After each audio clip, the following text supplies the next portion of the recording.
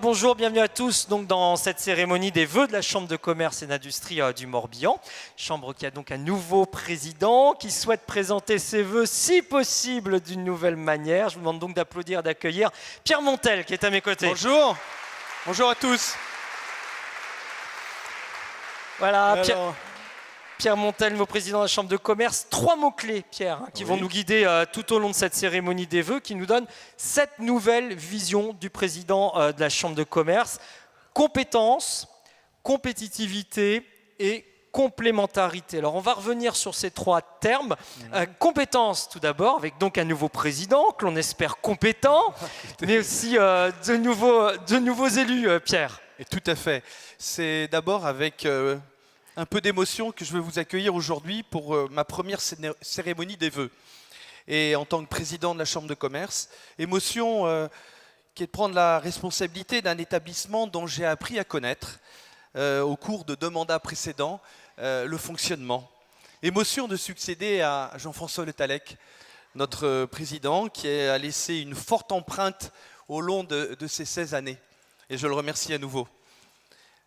Aussi un établissement qui me permet, avec 33 nouveaux élus, donc je vais vous donner cette nouvelle parce qu'elle est importante, sur 50 élus, nous avons 33 nouveaux élus, et ce qui apporte du sang neuf, des élus qui sont issus d'un monde économique qui, comme nous tous, évolue, du numérique, des activités qui sont des activités de production industrielle, mais de plus en plus liées à la digitalisation. Enfin, voilà, des gens dans le réel.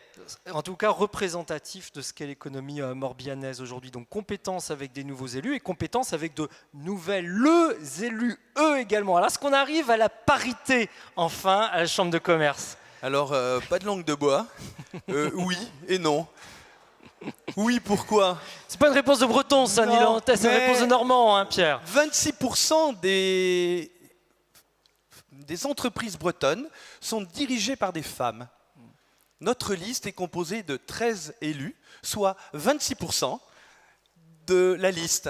Donc je dirais qu'il y a une parité par rapport au pourcentage des femmes dirigeants d'entreprise. Et c'est une excellente nouvelle. Elle nous amène leur dynamisme, leur vision différente, la gestion d'un emploi du temps aussi, qui n'est pas le même. Donc là aussi, on est sur une chambre, en tout cas, qui est représentative de ce qu'est son tissu économique. Un peu plus d'un quart, aujourd'hui, des chefs d'entreprise sont des chefs-feux d'entreprise. Et donc, elle représente aussi un quart des élus de la chambre. Compétence, toujours avec un nouveau directeur général. Tout à fait. Nous sommes effectivement très proches, Loïc Bardin et moi. J'avais participé avec Jean-François Le Tallec à son engagement. Et on a souvent ensemble des discussions sur la CCI de demain, la CCI en mouvement. Et ce que je peux dire, c'est que la Chambre de commerce, ce sont 220 salariés au service des entreprises et des collectivités. Il faut louer leur qualité, car ils travaillent au quotidien pour les entreprises du Morbihan. Alors ils font quoi? Ils sont dans l'accompagnement individuel de la performance, dans l'animation collective, par exemple auprès des unions commerciales qui en ont bien besoin, dans la formation des dirigeants et des salariés, car la Chambre forme près de 5000 personnes par an. Et croyez-moi, beaucoup d'entreprises aimeraient avoir du personnel de cette qualité, et je tiens à le rappeler ce soir. Et c'est peut-être l'occasion d'ailleurs de les remercier et de les applaudir ce soir. 220 salariés qui forment plus de 5000 personnes dans le département, c'est pas rien.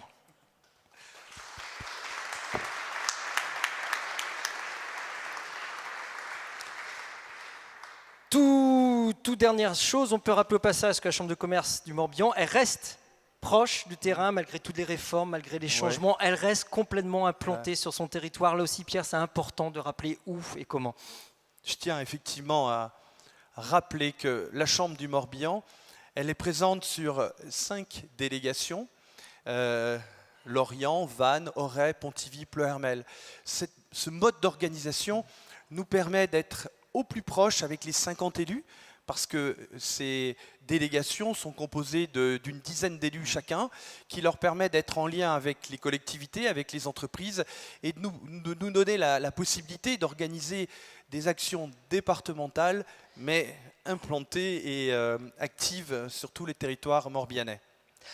On a parlé de la compétence. Il y avait 3 mots dans cette soirée. Compétence, on l'a vu, nouveau président, nouveaux élus, nouvelles élus, nouveaux DG, toujours des compétences partout sur le territoire avec les 220 salariés de la Chambre de commerce. Deuxième mot important de cette cérémonie, c'est compétitivité, parce que le premier rôle d'une chambre de commerce, ça reste toujours de permettre aux entreprises du Morbihan d'être les plus compétitives possibles. Et pour ça, vous continuez à développer de nouveaux outils. On va en découvrir un tout de suite en image, il s'appelle Business Builder, et c'est une nouvelle application d'aide à la création d'entreprises entièrement en ligne. Et on la voit tout de suite en image. C'est fou ce que le web a changé la vie de Pierre. Il a connu sa compagne sur un site de rencontre, a trouvé l'appartement de ses rêves en ligne et meublé ce dernier grâce au e-commerce. Même ses vacances sont réservées en ligne. C'est si simple. En ce moment, c'est sa future entreprise que Pierre construit en ligne depuis son appartement. Business model, études de marché, business plan. Accompagné de sa conseillère en ligne CCI, son projet prend forme étape par étape. Dans la journée, Pierre construit son réseau, planifie ses activités, rencontre ses futurs clients et des potentiels financeurs. Et le soir, il peaufine son projet en ligne. Tout ça grâce à CCI Business Builder, l'outil en ligne d'aide à la création d'entreprise, de votre entreprise. Voilà, Business Builder. Pierre, vous avez rencontré votre femme en ligne, meubler votre maison en ligne, Non, tout fait en ligne. mais d'autres Pierre doivent le faire aujourd'hui. Donc ça, c'est le genre d'outil que vous allez, on parle de compétitivité, développer de plus en plus. On voit la possibilité, ça correspond complètement aux nouvelles générations, de tout créer et quasiment tout faire en ligne. Il y a d'autres outils, on va le dire, qui vont arriver dans ces prochaines semaines, notamment un outil qui lui existe déjà, d'ailleurs, qu'on peut utiliser, qui s'appelle SIRH et que beaucoup d'entreprises ignorent. Alors c'est quoi ce fameux SIRH ? Eh bien, dans le même esprit de la numérisation, la digitalisation, c'est permettre aux TPE, PME du Morbihan de bénéficier d'un service de ressources humaines digne d'un grand groupe grâce à un système intégré, un système qui va leur permettre de valoriser les compétences, d'optimiser la gestion de leurs ressources humaines. On sort de quelques années difficiles, ça n'aura... Enfin, tout le monde l'a constaté. Le redémarrage, c'est aussi la ressource humaine. Et SIRH permettra à l'entreprise d'être plus agile dans ce domaine. Donc, numérisation, digitalisation et accès à des services de très haut niveau. Ça, c'est incroyable, la possibilité pour les TPE et les PME d'avoir aujourd'hui des outils complètement dématérialisés à condition de se former un petit peu grâce à la CCI sur cet outil, mais en tout cas des outils aussi puissants que ceux développés dans les grands groupes. On a vu dans Business Builder, on a du gain de compétitivité qui passe par la digitalisation, qui passe par des nouvelles pratiques. Ça va aussi passer, vous insistez beaucoup là-dessus, par des nouvelles manières de travailler pour les collaborateurs de la Chambre de commerce, toujours au service des entreprises et des entrepreneurs. Et le mot compétitivité, vous voulez vraiment l'appliquer plus encore à cette chambre et vous voulez une chambre plus agile. Ça veut dire quoi très concrètement ? Une chambre plus agile, c'est plus de chambres, plus de capacité à être dans les entreprises, dans les collectivités, pour permettre à un nombre plus important de porteurs de projets, d'entreprises, de bénéficier du savoir-faire et de la valeur ajoutée que permettra à 100% de ces entreprises qui sont gagnantes d'être vers nous, mais aussi en plus grand nombre. Parce que le sujet aujourd'hui, c'est de leur permettre, par ces outils, d'être plus proches de nous et nous plus proches d'elles. Alors vous parlez beaucoup d'outils, vous êtes dans l'optique de développer de plus en plus à la Chambre la vente d'outils, on en a vu là quelques-uns en ligne, on a cité beaucoup d'autres, il y en a d'autres de diagnostic, d'aide, de formation, d'aide aux dirigeants. Vous parlez aussi beaucoup d'entreprises, mais les outils que vous développez ne sont pas réservés qu'aux entreprises. La Chambre de commerce est historiquement très proche du développement économique, du développement urbain. Elle travaille avec les collectivités, les agglos, les comités de communes, les EPCI. Et cette capacité à traiter des datas, ça fait moderne, mais agréger des données pour permettre à des élus de disposer d'une vision sur quel est aujourd'hui l'état de leur développement, qu'est-ce que demain ils souhaitent. Et ces outils sont là. Nous sommes aujourd'hui en capacité de les fournir d'une façon précise, à coût maintenu pour nous, et surtout à créer de la valeur ajoutée plus rapidement sur ces territoires. Ouais, donc tous ces outils d'aide à la décision, que ce soit en gestion de données, en planification, en diagnostic d'entreprise, ça peut marcher pour les collectivités locales et vous devenez un outil de fait au service des collectivités locales. Est-ce que cela veut dire que vous allez entrer en compétition avec des entreprises du secteur du conseil ou du secteur privé qui peuvent proposer des outils similaires ? Notre objectif est d'être devant eux, non pas de les concurrencer, mais de les amener, grâce à ce que nous pourrons apporter à ce milieu, d'évoluer. L'objectif, c'est d'être avant. L'objectif, c'est grâce à tous ces savoir-faire et ces processus, c'est de créer des services qui aujourd'hui n'existent pas ou en tout cas ne sont pas suffisamment formalisés pour demain permettre à ce secteur privé de les développer. Donc créer des outils qui n'existent pas justement au service de tous, et vous dites à l'inverse, s'il y a des entreprises de formation, de conseil ou autres qui veulent venir avec nous travailler sur la création de ces outils, apparemment la porte est ouverte. Elles sont les bienvenues, tout à fait. Elles nous permettront de nous asseoir un moment sur leurs compétences pour développer ce qui existe déjà et nous permettre ce mouvement perpétuel qui est l'innovation et d'apporter sans arrêt ces services nouveaux. Ça, on est déjà dans une logique de mutualisation dans ce que vous êtes en train de nous dire, et ça nous amène au troisième thème important de notre triptyque que l'on évoquait il y a quelques minutes, les compétences, la compétitivité, le troisième thème important, la complémentarité. Complémentarité, tout d'abord, vous insistez beaucoup sur ce point avec la Chambre de commerce et d'industrie de Bretagne. Alors on va le rappeler pour les quelques-uns qui n'ont pas suivi l'actualité de ces derniers mois. Il y a une métamorphose quand même assez importante dans le monde des CCI en Bretagne. On peut le donner en chiffres déjà, Pierre. Eh bien, effectivement, je le rappelle, 7 CCIT, Chambre de commerce et d'industrie territoriale, aujourd'hui 4. La Chambre du Morbihan a une grande chance, c'est qu'elle est restée dans son intégrité, elle est forte, claire, bien organisée et territorialement organisée, comme je vous l'ai indiqué. Nous avons d'autres chambres qui connaissent ces modifications, ce qui ne simplifie pas leur gestion. Par contre, elles ont d'autres opportunités, puisque la CCI d'Ille-et-Vilaine est devenue une CCI métropolitaine, et celle du Finistère aussi. Donc nous sommes une CCI forte, bien organisée, mais entourée de puissantes CCI métropolitaines. Deux géants un peu au nord, hein, Brest d'un côté et puis Rennes de l'autre, et puis le Morbihan bien ancré au sud. Si on s'arrête sur cette complémentarité, en quoi est-ce que c'est complémentaire et en quoi finalement est-ce que ça peut venir servir le Morbihan, cette chambre de commerce et d'industrie régionale? L'identité d'abord, l'identité Morbihan, elle est forte, elle est reconnue, mais on voit que l'identité Morbihan, elle se doit de se développer grâce à des collaborations avec nos autres collègues bretons. C'est de se renforcer de nos différences, c'est réussir à travailler, à améliorer nos processus.